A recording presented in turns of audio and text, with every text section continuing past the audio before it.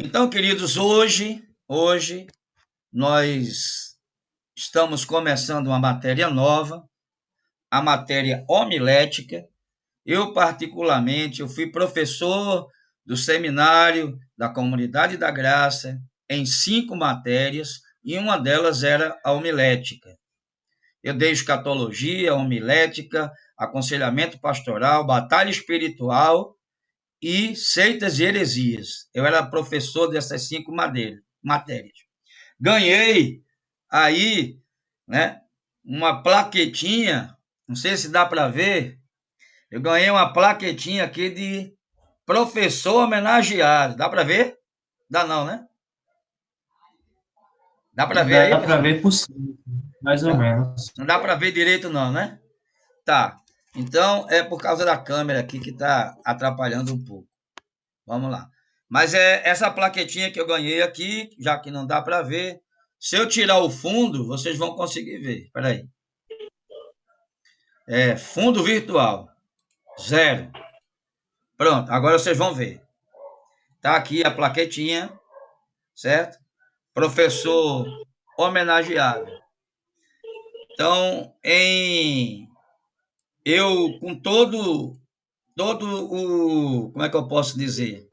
Com todas as dificuldades que eu tinha, militar, você sabe que militar não tem hora para dormir, não tem hora para largar, trabalha sábado, domingo e feriado, tira serviço, 24 horas, emenda no expediente, família, igreja, pastoreando igreja, mesmo assim eu dava aula e ainda fui homenageado. E o que aconteceu? No dia de eu receber a homenagem, eu estava de serviço, Socorrinha foi e recebeu no meu lugar. Mas vamos voltar aqui. Amados, eu quero simplificar para vocês, e o que eu vou dizer agora não está escrito na apostila, né, e nem na nota de aula que eu mandei para vocês hoje. Mandei também um livro, né, um complemento para quem quiser se aprofundar mais na matéria. Porque eu acredito que se eu não terminar hoje, termino semana que vem. Homilética, tá? Eu vou, eu vou simplificar ao máximo. Vamos lá. Algumas dicas que eu vou dar aqui na introdução que não estão escritas. Quem quiser anotar, anote. Primeiro, o mais importante do que você preparar um sermão, e daqui a pouco vocês vão saber, se vocês não sabem o que é isso, é o seu relacionamento com Deus diário. É o seu devocional com Deus. Então, aquilo que eu ministro lá no domingo de manhã, domingo de noite na igreja, na quarta-feira, enfim, nos cultos da igreja, é fruto do meu relacionamento com Deus, segunda, terça, quarta, quinta, sexta, sábado, domingo. É fruto do meu relacionamento com Deus. Então, se você não tem relacionamento com Deus, se você não tem tempo de oração, de intercessão, de batalha espiritual, se você não tem tempo com a palavra de Deus, você vai chegar lá e ministrar o quê? Passar o quê para as pessoas? Você pode até ter um sermão lindo, muito elaborado. Contudo, você não vai passar vida nenhuma, porque você está oco. O mais importante na homilética é o teu relacionamento com Deus. Porque as palavras que você vai ministrar, nas oportunidades que você terá, elas são fruto do teu relacionamento com Deus. Por exemplo, eu estava de serviço numa segunda-feira, comandante da guarda. Na terça, eu ia levar um amigo meu para pregar numa igreja na cidade de Camela, aqui em Pernambuco. Só que mesmo de serviço, no meu horário ali de folga, eu lia a Bíblia, eu orava, ou seja, eu estava, né? Estou tendo problema com a câmera aqui, ela está batendo no notebook, acho que melhorou agora. Eu não perdi a oportunidade de ler e de orar. E Deus me deu uma palavra, Deus fala conosco. Ele me deu uma palavra, eu guardei na segunda-feira. Na terça, quando eu larguei, peguei o pastor, fui para Camela. Quando chegamos na igreja para ministrar, era ele que ia ministrar. Foi ele que foi convidado. O pastor olhou para mim e disse: quem vai pregar é você. Eu não tive problema, porque na noite anterior eu li, o Senhor me deu uma mensagem e eu estava preparado. Nós temos que estar preparados a qualquer momento, porque nós não sabemos quando Deus vai nos usar. Deus pode te usar na faculdade, na escola, na rua, para uma pessoa, perdão. Enfim, ele pode te usar em qualquer lugar, a qualquer hora. Mas você tem que estar preparado, tem que estar cheio da palavra, cheio do Espírito, para não chegar. Você recebe um convite a. Perdão, como eu já recebi, faltando 10 minutos para começar um culto, o pastor chega para mim e diz assim: pastor, você poderia dar a palavra hoje? Não tem problema, porque eu estou com a palavra aqui no meu coração. Eu meditei hoje, eu meditei ontem, Deus falou comigo. Então tem sempre uma palavra no gatilho. Convidou, a palavra já está aqui no coração. Aí tem gente, não, pelo amor de Deus, pastor, assim não. Me avise com 2 anos de antecedência para me preparar. Misericórdia, né? Quer dizer que você só vai orar e buscar a Deus se você for ministrar. Aí um pastor, isso é um fato verídico, tá? Estava orando a Deus para Deus dar uma palavra para ele ministrar. E Deus falou com ele: você só está orando porque você quer que eu lhe dê uma mensagem para você pregar. Você não ora para me adorar, não ora para me louvar, não ora para agradecer, não ora para ter comunhão comigo, relacionamento, intimidade. Você só ora para eu lhe dar unção e palavra para você pregar. Meu irmão, imagina como ficou aquele homem. Eu conheço ele. Eu vou ser sincero, eu não quero isso para mim. Eu não quero ouvir isso. Porque todo dia eu estou aqui de joelho, ou em pé, ou sentado, adorando ele, exaltando, engrandecendo. E eu não oro para pregar. Eu não oro para ele me dar mensagem nem unção. Isso flui automaticamente do meu relacionamento com ele a cada dia. Deu para entender, amados? Deu para entender? Amém. Amém, sim. O mais importante é o seu relacionamento com Deus. Agora vou dar uma outra dica para vocês que não está lá na apostila. O pastor, ministro de música, eles têm que ter uma sintonia fina com o Espírito Santo. Certo? O que acontece? Vamos falar de cantores, né? Ministro de louvor. Muitas vezes eles separam ali 5 músicas, 6 músicas do repertório dele. Aí ele começa a cantar a primeira. De repente, na primeira ou na segunda, o Espírito começa a se mover na igreja. O que é que ele deveria fazer? Repetir mais vezes e deixar fluir, deixar o Espírito agir no coração das pessoas, porque o louvor prepara o ambiente e os corações para a recepção da palavra. Mas não, porque ele tem uma agenda de 5, ele vai para a terceira, para a quarta, para a quinta. Aí o termômetro espiritual que subiu, estava lá em cima, vai lá para baixo de novo, e quando o pastor entra para ministrar, aquele peso. Porque o ministro de louvor não teve sensibilidade. Não teve sensibilidade no Espírito Santo para discernir que era aquela música, aquele louvor que o Espírito Santo queria agir no coração das pessoas. Da mesma forma, o pregador. Pastor, qual o melhor tempo de mensagem? Eu não vou dizer a você tempo de mensagem. É evidente que uma palavra de ensino pode durar 1 hora ou até mais. Uma outra mensagem, seja evangelística ou não, uma pregação, eu acredito que de 30 a 40 minutos está de bom tamanho. 50 estourando, porque passou disso, as pessoas começam a apagar para o que você está falando. Elas já não conseguem receber mais nada.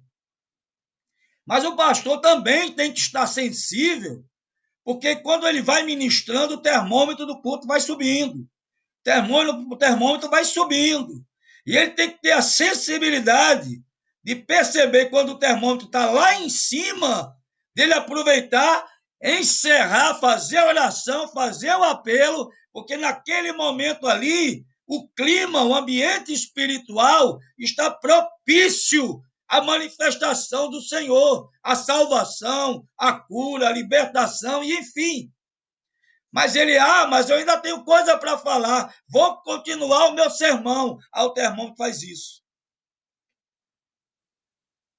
Deu a entender? Deu para entender? O pastor tem que ter sensibilidade no espírito para saber a hora de terminar o sermão. Quando o termômetro está lá em cima e o espírito está agindo na igreja.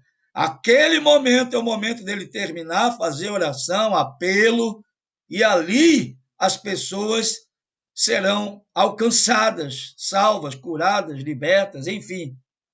Se ele continua, o termômetro esfria, e quando o termômetro esfria, o resultado não é o mesmo.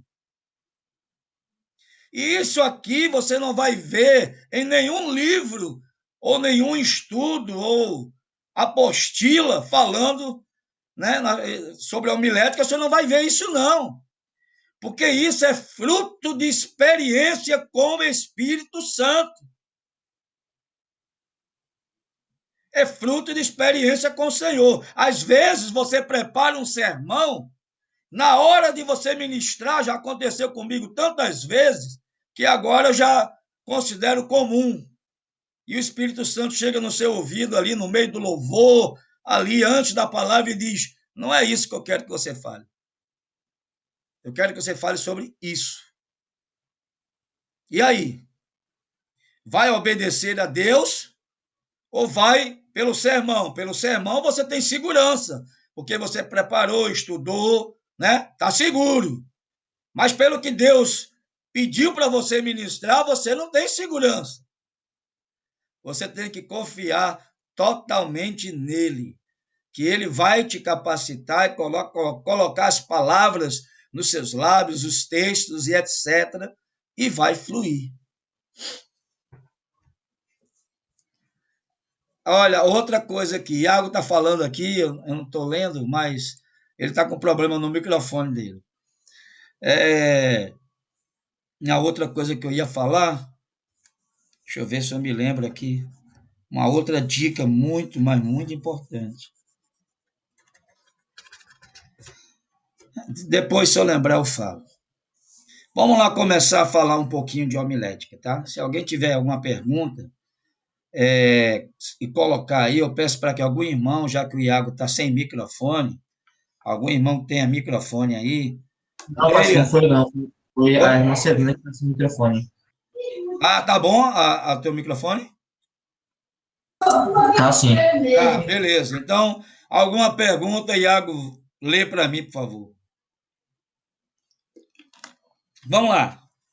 Homilética. A arte de pregar sermões. Esse material eu mandei hoje, antes da aula, nos grupos. Depois vocês podem imprimir ou ler no próprio computador. E mandei também um livro para quem quiser se aprofundar nesse assunto. Introdução. O que é homilética? A arte de bem falar em público, certo? Especificamente em púlpito, tá certo? Então, a homilética é a arte de falar em público. Existe também né? A oratória. Eu não vou entrar em oratória porque não temos tempo no curso básico de falar de oratória. Mas vou dar algumas dicas de oratória, tá certo? Homilética é a arte de falar em público. Homilia, o que é a homilia? Homilia é a prática sobre assuntos, certo? Religiosos. Seria a prática de falar sobre assuntos religiosos. Eu não gosto muito desse termo religioso, mas tudo bem. Como um discurso religioso, falamos sobre a arte de bem falar no púlpito da igreja. Sabe por quê, amados? Eu conheço irmãos que hoje são grandes pregadores, mas eles se perdem na hora da ministração. Pastores famosos, pastores que têm aí 7 milhões ou mais de seguidores no YouTube, no Instagram, 7 milhões. Eu fui ouvir uma pregação dele, ele se perdeu. Por exemplo, o tema era amor, o texto era amor, mas ele falou tudo, mas nada que tinha a ver com amor. Até os exemplos que ele deu não tinham nada a ver com amor. Então, meu amado, se você pega um tema sobre amor, um texto sobre amor, você tem que desenvolver seu sermão todo falando de amor, os exemplos têm que falar de amor, tá certo? Você não pode fugir do assunto. Então, pastores famosos, de renome, com seguidores, vídeos, e de certa forma idolatrado, porque crente gosta de idolatrar. Infelizmente, eu não idolatro nenhum pastor, nenhum cantor, e nem quero jamais ser idolatrado. Tem pessoas que idolatram pastores, cantores. Eu não idolatro. E esses pastores, quando vão pregar, eles se perdem. É algo tão simples, mas a prática parece que é diferente da teoria. Certo? Vamos continuar. A suprema tarefa da Igreja do Senhor Jesus Cristo no mundo é a evangelização, e sabemos que a evangelização você faz através de uma pregação, certo? Pregar significa anunciar, ensinar, sobre forma de doutrina, aconselhar, inculcar, né, na mente das pessoas. Então, isso é a definição de pregar, ensinar, anunciar. Sermão, discurso, aí vem religioso, eu não gosto dessa palavra religioso. Discurso religioso pronunciado no púlpito, prédica. O que é o sermão? O sermão é algo que você vai escrever num papel, numa agenda, para os pastores e irmãos mais modernos, né? Porque eu não tenho um tablet, ajuda muito um tablet, certo? Leva ali prontinho, para quê? Para você se nortear, para você se guiar, para você não se perder naquilo que você está falando, para você seguir de uma forma lógica, para que todos entendam. Você tem que entender o seguinte, que no público ali tem todo tipo de pessoa. Tem pessoa culta, tem pessoa analfabeta, tem pessoa que tem conhecimento teológico, tem pessoa que não tem nenhum conhecimento teológico. Então você tem que falar de uma forma clara, numa sequência lógica, que todos acompanhem e entendam, e numa linguagem que o doutor e o analfabeto entendam. Então, por que eu não uso muitas palavras difíceis, né? Rebuscadas, Porque eu quero ser entendido pelo analfabeto até o doutor. Se eu falar palavras rebuscadas, o doutor me entende, o analfabeto não vai me entender. Então eu tenho que nivelar todo mundo por baixo, de forma que eu me faça entender por todos. Amém? Deu para entender? O púlpito, né, é a tribuna de onde pregam os pastores, né, os evangelistas e por aí vai. Aí eu vou pular essa parte aqui da evangelização, não é tão... A preparação, vamos lá. É indispensável estar preparado em duas áreas, espiritual e natural. Eu falei para você no início da preparação espiritual, o seu devocional diário com Deus.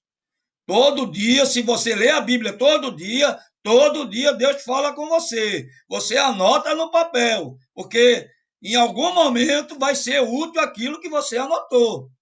Olha o que eu estou lhe dizendo. Pode ser um caderno, uma agenda, não tem problema.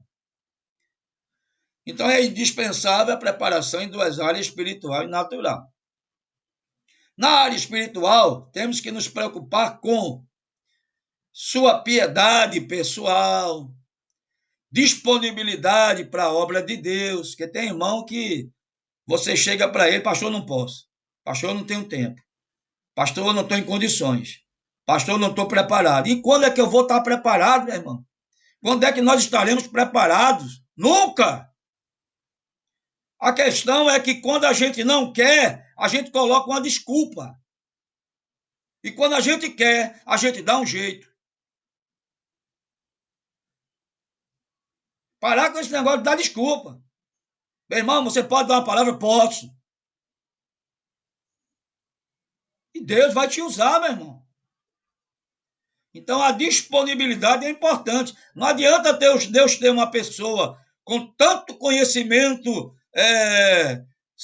teológico e secular, se a pessoa nunca está disponível para usar esse dom para abençoar outros. Não adianta. Piedade, respeito e amor, devoção às coisas de Deus, tá? Conhecimento da palavra é importante para que você possa ministrar. É por isso que vocês estão fazendo esse curso básico de teologia, que eu vou dizer uma coisa para vocês. Eu conheço curso de teologias bacharel que não está tendo, não tem o nível de aula que vocês estão tendo aqui. Conheço muitos, tá? E nós vamos ter o nosso bacharel, em nome de Jesus. Seu conhecimento da palavra, pois você vai interpretar a palavra, sua fé, né? Disposição, aqui tem coragem. Eu não sei se a palavra coragem se aplica aqui. Para ministrar a palavra precisa ter coragem. É uma coisa meio assim, para mim eu não assimilei isso aqui não, mas tudo bem. Sua convicção. Oi? Não seria ousadia? Pronto, irmã. A senhora é uma bênção, irmã Celina. Ousadia. Muito bom. A palavra certa aqui no lugar de coragem é fé e ousadia. Muito bom. Depois eu vou alterar isso aqui. Essa apostila também não é minha, tá? Eu peguei hoje à tarde, porque aquela outra não achei ela boa, que também não era minha. E essa aqui eu achei ela mais simples e melhor de ministrar. Então vamos lá. Sua convicção de chamada, junto com a reconhecida com vocação cristã. Bem, é importante que você tenha convicção da sua chamada. Sabemos que Deus, né, chamou a todos foram chamados para serem testemunhos de Cristo, para pregarem o Evangelho. Não existe exceção aqui, não. O Senhor chamou a todos, e ele deu uma ordem, idem por todo mundo, e pregar o evangelho a toda criatura. Aquele que crê e for batizado será salvo. Aquele que não crê já está condenado. Em outra passagem ele diz, além de pregar, façam discípulos em nome de Jesus. Então, todos foram chamados para pregar. Claro que para evangelista de multidão, pastores, mestres, algumas outras funções, vão exigir dons específicos, tá? Mas não significa que você não possa ministrar numa pessoa, evangelizar uma pessoa, uma família, um grupo pequeno, dar uma palavra, entendeu? Em algum grupo, às vezes chegam para você no seu trabalho, na sua faculdade, na sua aula, na sua escola, olha, me dá uma palavra aí, dá uma palavra aqui a esse grupo, faz uma oração por nós. Isso é comum acontecer. E você tem que estar preparado. Seu espírito de oração, comunhão com Deus, já falei. Sua visão da obra, a visão é muito importante, viu, amado? Porque a unção é proporcional à visão. Se eu tenho visão de alcançar uma pessoa, Deus vai me dar unção e capacidade de eu alcançar uma pessoa. Se eu tenho uma visão de alcançar uma família, Deus vai me dar graça e unção para alcançar essa família. Se eu tenho uma visão de alcançar o mundo, Deus vai me dar unção, capacidade de alcançar o mundo. Tá? Então, visão é proporcional à unção. Sua sensibilidade, olha o que eu falei do termômetro espiritual. Sua sensibilidade espiritual e uma unção, né? Claro, uma capacitação do Espírito Santo. Na área natural, o que é que a gente tem que fazer? Na área atual, na área natural. Seu desenvolvimento sóbrio, fecundo de sua inteligência, isso aqui não. Seu exercício contínuo e sábio da sua memória, seu adestramento constante de dicção é importante, amados. Tem pastores e cantores que eles falam, ninguém entende nada, eles não têm dicção. E meu pai, quando eu era criança, ele já falava comigo sobre dicção. E um dos exercícios que ele me dizia para eu fazer era o seguinte: coloca uma caneta, um palito de fósforo na boca e fica falando. Alô, graça e paz. E com isso você vai exercitando a sua dicção.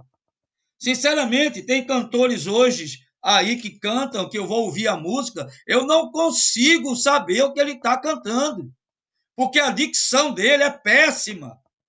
Tem pastores que pregam que eu não entendo o que eles estão falando, porque eles não têm dicção.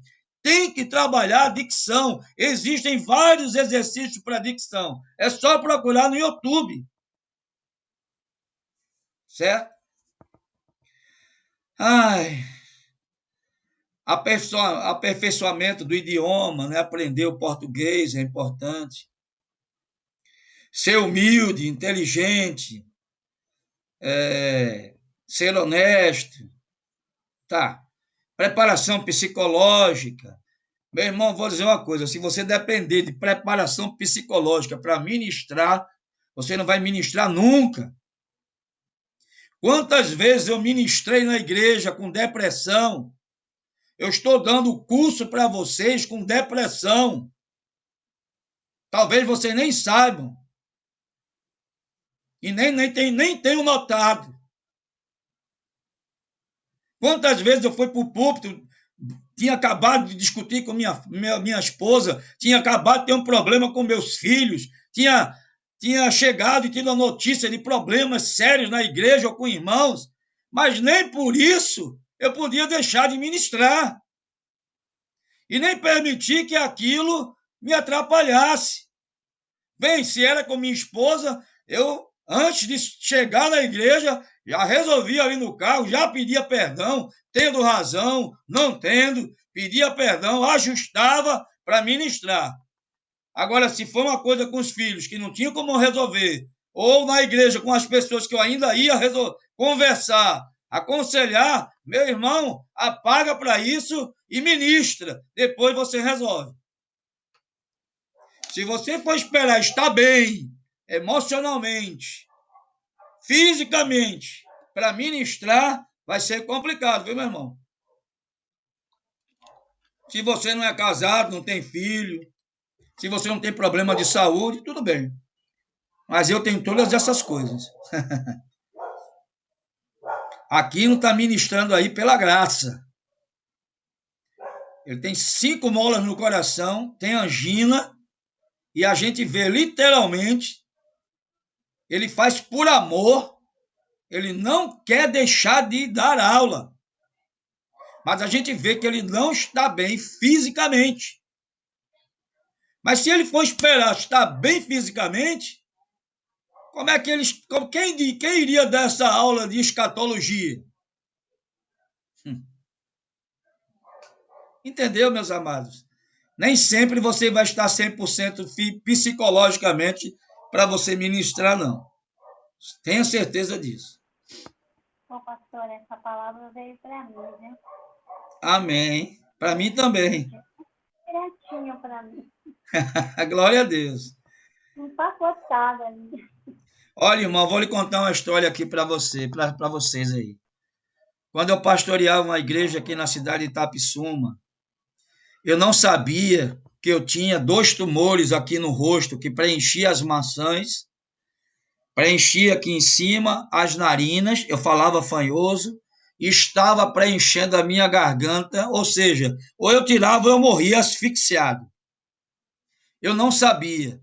Quando eu terminava de pregar, começava a hemorragia, 40 minutos sentado numa cadeira, os irmãos me dando papel higiênico, eu enxugando o sangue não parava. 40 minutos de sangramento. Eu saía de Itapissuma, que fica a mais de 30 quilômetros de Recife, para vir para o hospital militar.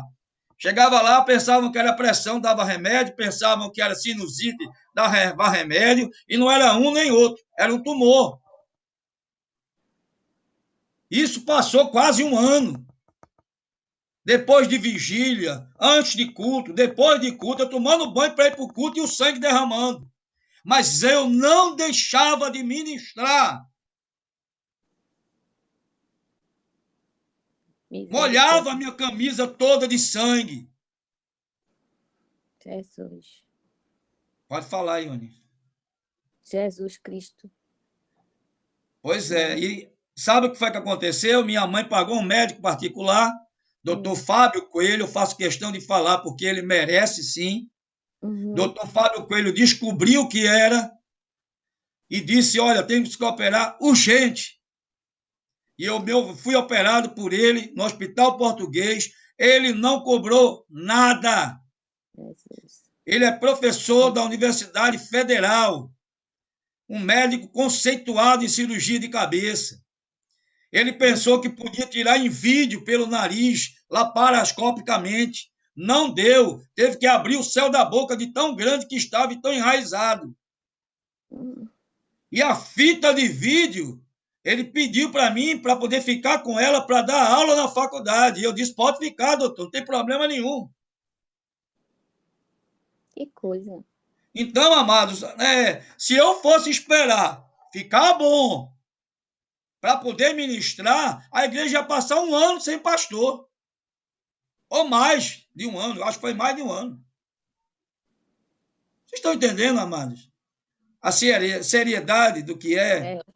Não é uma dor de cabeça, não é uma gripe, não é um problemazinho que eu tenho que vai me impedir de fazer a obra de Deus, não. Amém. Amém? Amém. Olha aí, Mônica botou glória a Deus mesmo, Mônica. Bem, homilética é a arte de pregar sermões, certo? Estudo das maneiras de se preparar e apresentar a mensagem cristã. Nós devemos nos preparar, formosos, né? São os pés que aos montes vão e anunciam a palavra, a paz. Todo pastor é um edificador, certo? O pregador é o que anuncia a palavra, a tempo e fora de tempo. Certo?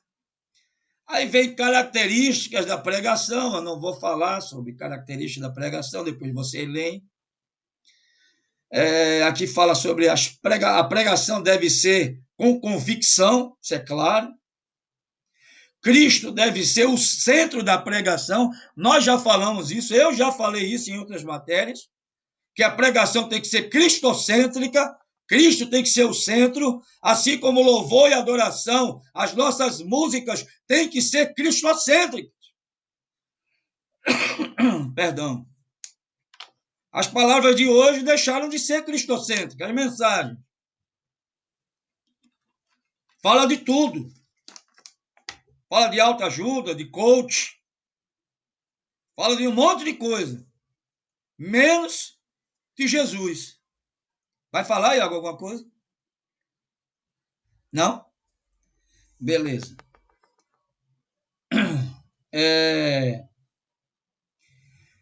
A questão daqui de iniciar a pregação a partir de um texto bíblico. Eu vou mais além. Existem algumas maneiras de Deus te dar uma mensagem. E você agora preste atenção, porque não está escrito em livro nenhum. Isso aí foi experiência minha. Eu fui ordenado pastor em 1996, ou foi 95. Então, quantos anos tem, Iago, de lá para cá? Eu não ouvi, não, eu estava digitando aqui o que você estava falando. Tá bom, então esquece. Então, amado, isso aí é fruto do seu caminhar com Deus, da sua experiência com Deus, tá? Deus pode lhe dar um texto, vir um texto à sua mente, ao seu coração. E você sabe que aquilo ali é um texto que Deus está te dando para você anotar, desenvolver, porque com certeza haverá oportunidade para você ministrar.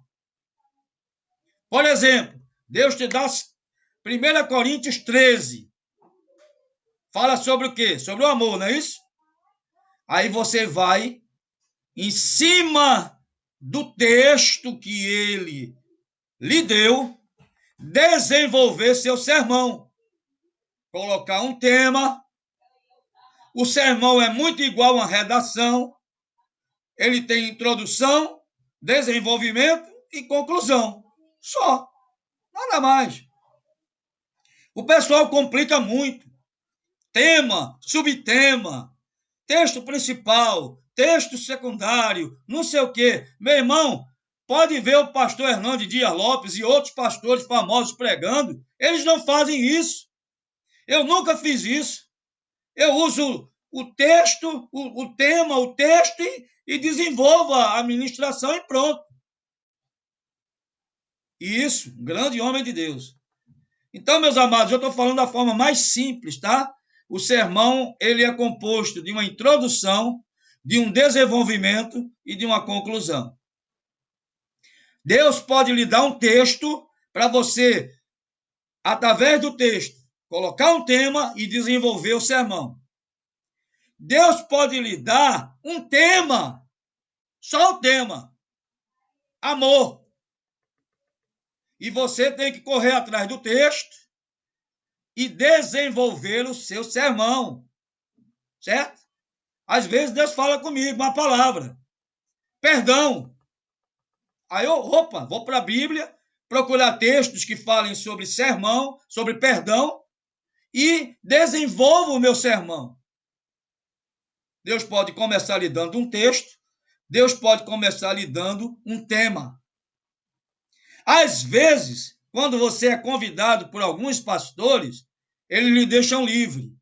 Né? O pastor Adelson mesmo, quando ele me convida, pastor Mário, é livre. Que o Espírito botar no seu coração, ministra aí. E nunca mais eu fui convidado, viu, Josenberg? Fala para ele que eu estou com saudade, que ele pode me convidar, que eu estou com saudade, eu quero ir lá. Às vezes, pastores, com medo que você fuja do assunto, ou fale heresia, ou bobagem, ou sei lá o quê, eles te dão já amarrado. Eu quero que você fale sobre amor, baseado em 1 Coríntios 13. Aí o que é que você vai fazer? Você vai pegar o tema, que é amor, o texto que ele já te deu, 1 Coríntios 13, e vai desenvolver o seu sermão. Então, o sermão pode vir dessas formas: ou um texto, ou um tema, ou alguém que lhe convidou já apresenta o texto e o tema para você desenvolver. Eu não vi aí algo que foi. Eu falei que Isso, conferência geralmente tem isso. Você já recebe o tema, o texto, para você desenvolver e ministrar em cima daquele assunto. Verdade. Tá. Eu quero falar um pouco do sermão em si, antes de continuar aqui, tá? O sermão, como eu disse, ele tem uma introdução, ele tem um desenvolvimento e ele tem uma conclusão. Na introdução, você pode usar vários recursos. Na introdução, você pode usar o contexto histórico, certo? Pode usar o contexto histórico. Pode usar o contexto do próprio texto, certo? Por exemplo, Jesus chegou numa cidade e as pessoas expulsaram ele de lá. No contexto, diz que ele saiu de um lugar onde todos queriam estar com Jesus. Aí você pega aquele texto para ministrar, você lê as passagens anteriores e posteriores e você pode usar o contexto bíblico. Pode usar o contexto histórico, certo? Pode usar uma alegoria, uma história, uma parábola, para dar início, né, como introdução do seu sermão. Isso aí são artifícios que você pode usar para preparar a sua introdução. Pode usar contexto arqueológico, contexto geológico, geográfico, enfim. Você pode usar, de acordo com a palavra que você vai ministrar, contanto que se encaixe no assunto que você vai ministrar, você pode usar uma alegoria, uma parábola, certo? Pode usar o contexto histórico, contexto bíblico, enfim. Você tem vários recursos na introdução. No desenvolvimento, o que é que você vai fazer no desenvolvimento? Você vai pegar o ponto principal do texto. O texto é sobre o quê? Amor. Um exemplo. Então, dentro daquele texto, você vai separar 2, 3, 4 pontos que você quer destacar. Pode ter mais pontos? Pode. Existe limite? Não. Mas se você for fazer um sermão com 35 pontos, você vai passar aí 3 horas ministrando e o povo vai embora, você fica sozinho na igreja. Então, geralmente, nós usamos 2, 3, 4, né? Até 7, no máximo. E ali você vai destacar, por exemplo, primeiro ponto. Eu não gosto de usar a expressão primeiro ponto. Primeira observação que eu gostaria de fazer aqui sobre esse texto. O amor é paciente. E aí eu desenvolvo esse ponto. Depois, segundo ponto, o amor é benigno. Aí eu desenvolvo esse ponto. O amor tudo suporta. Eu desenvolvo esse ponto.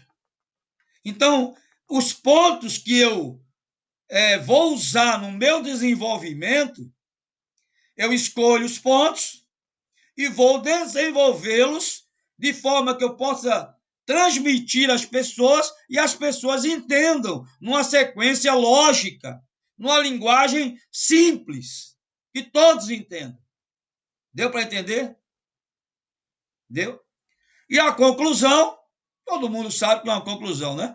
É o arremate final, pode ser um pequeno resumo de tudo que você falou, e ali você pode fazer um apelo, né, para para quem quiser se converter, entregar sua vida a Cristo, mudar de vida, fazer uma aliança com o Senhor. Pode ser um apelo por oração, por família, dependendo do que você está falando de amor. Eu quero fazer um apelo agora a todos os casais que estão aqui conosco. Eu gostaria que vocês viessem aqui à frente, as famílias. Eu quero orar pelas famílias, para que o Senhor venha renovando esse amor, restaurando famílias.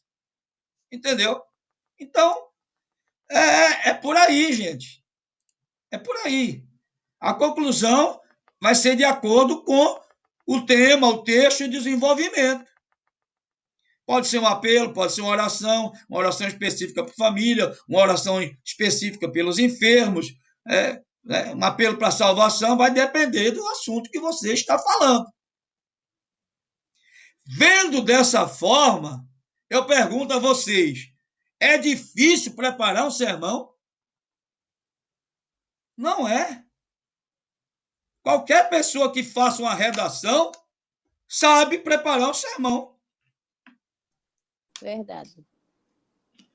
Não é difícil. Agora, se eu for colocar aqui, não, tem que ter texto, tem que ter o segundo texto, o texto base, o principal, o secundário, tem que ter o tema, o subtema, ponto, subponto, aí o negócio complica. E outra coisa, fica mais complicado para quem está ouvindo. Gente, a gente tem que estar preocupado na hora do sermão, não é se o nosso sermão está belíssimo e se ele está bem elaborado, entendeu? Segundo a ciência da homilética. Não. O que você tem que ver no seu sermão é se ele está entendível, se as pessoas que estão ouvindo estão entendendo. Porque se elas não estiverem entendendo, seu sermão pode ser o melhor do mundo. Não está adiantando de nada. Eu, com tempo de experiência de ministério, eu já tenho o formato do sermão na mente. Então, se Cristo me der uma palavra ali 5 minutos antes da ministração, automaticamente ele já se encaixa no modelo que está na minha mente, eu não preciso escrever. Mas isso aí vem com a experiência. Então, eu já usei muito papel com sermão, né? Folha, caderno, agenda. Não é vergonha. Ali está tudo anotado para você não esquecer a sequência, não esquecer os textos que você vai falar, não esquecer os exemplos que você vai dar. E aqui eu dou uma dica. Quando for dar um exemplo, não fale nome de pessoas, tá bom? A não ser que seja para elogiar. Um exemplo que você vai dar de alguém elogiando alguém. Mas se não for, não fale nomes. Olha, porque falando sobre amor, tem uma família que o marido se separou porque arranjou outra, não sei o que e tal. Você está usando aquele exemplo, né? Mas depois ele se arrependeu, os dois voltaram, se reconciliaram. Um exemplo dentro do que você está falando. Mas não diga nomes, pelo amor de Deus. Porque senão você vai constranger esses irmãos. Se eles forem da sua congregação, pior. E se eles forem de outra e ouvirem através de outros, e agora com mídia, onde todo mundo grava tudo, filma tudo, eles vão ficar muito magoados.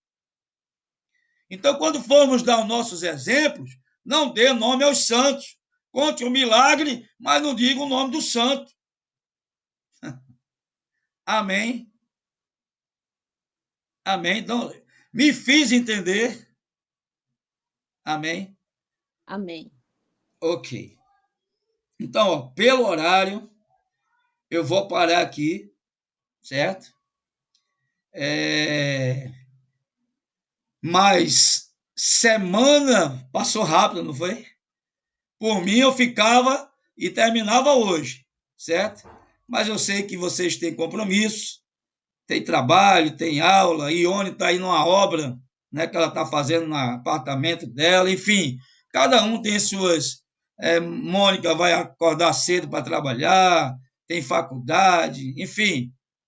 Eu não quero tomar esse tempo de vocês para que vocês não fiquem cansados e aí sobrecarregados. Também não quero isso, tá?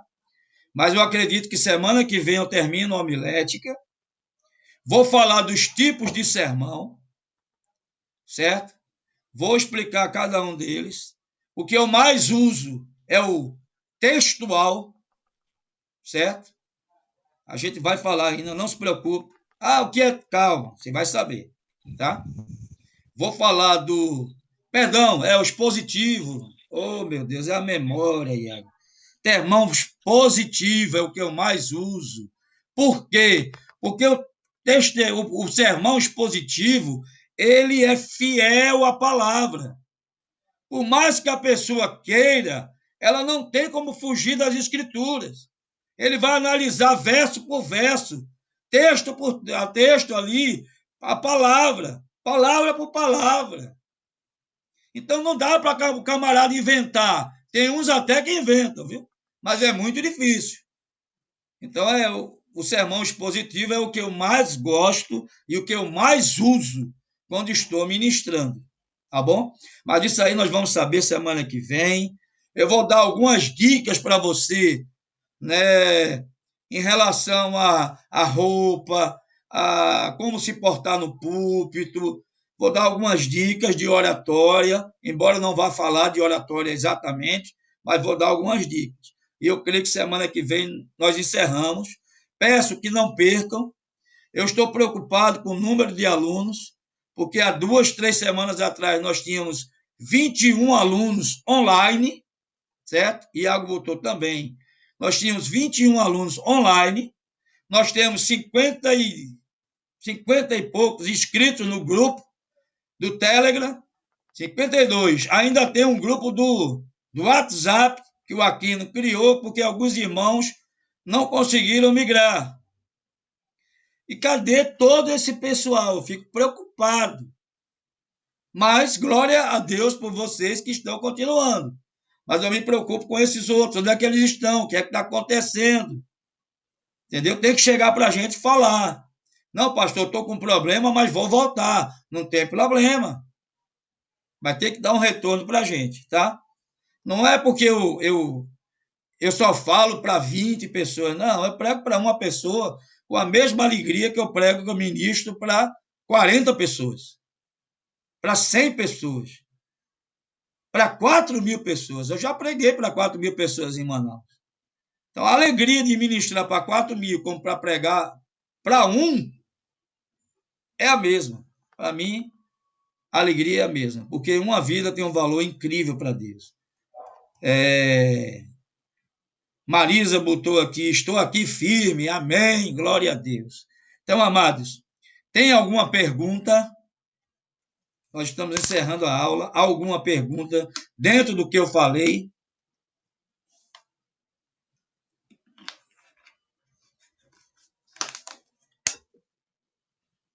No momento, não, né? Então, tá. Então, por hoje, nós encerramos a nossa primeira parte, né? A aula, primeira parte de homilética.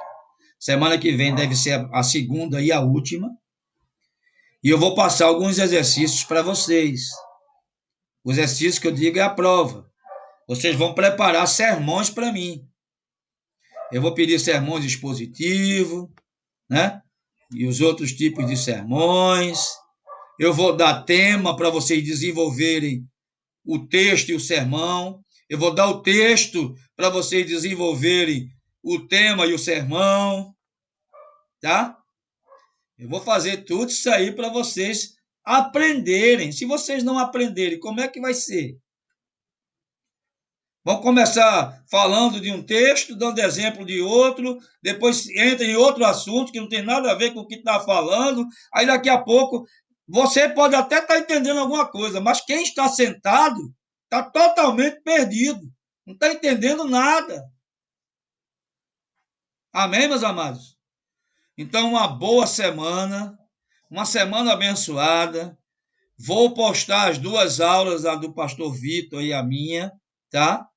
A pergunta da Ione, eu vou responder para ela. Se mais alguém quiser saber, eu coloco lá no grupo, tá? Basta dizer aí, Eu vou responder. Não respondi ontem antes porque eu estava tomando muito tempo da aula.